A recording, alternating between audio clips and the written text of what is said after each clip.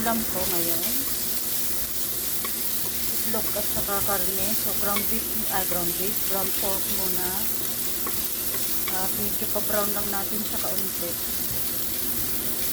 Yung ground pork.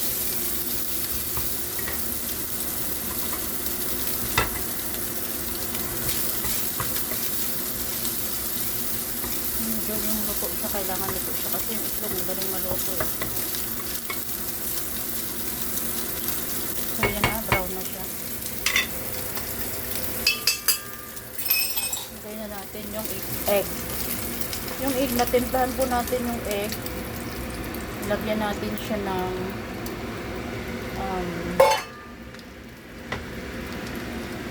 chicken powder, kaunting gatas, yung fresh milk, tsaka yung kaunting asin, salt. Yan siya. Hindi ng kaunting lang. Yan, takpan natin. Moderate, lang siya. Yan, moderate heat. Tingnan natin yung, hintayin natin medyo mabuo-buo siya. Yan na siya, oh.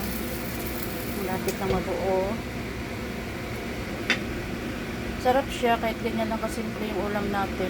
Hindi tayo, mawala ng gana. Ayan na po siya. Hatiin natin sa gitna para mabaliktad.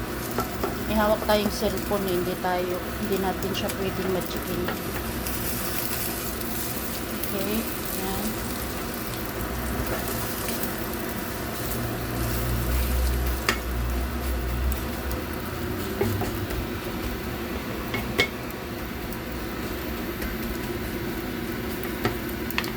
Yan ang gusto ko ng dyan siya.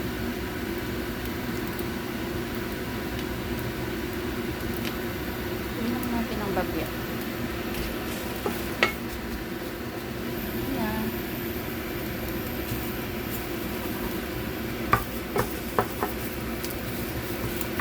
Ito na siya. Yan ang ulamin.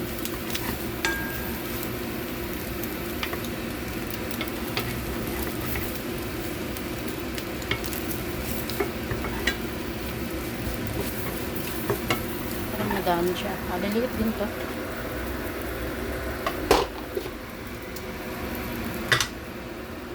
Yan yung ating kanin. Ay, bakit parang ayan yung kanin natin. Steam ko lang siya. Then, yung ating egg.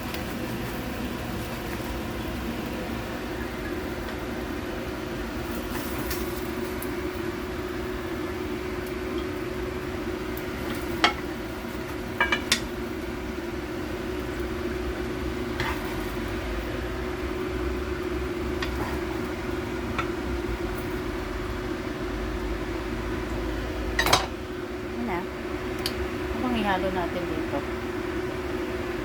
kamatis. Huwag natin lagyan ng magsalag tayong kamatis sa pipino. Lagyan po natin siya ng kaunting tuyo.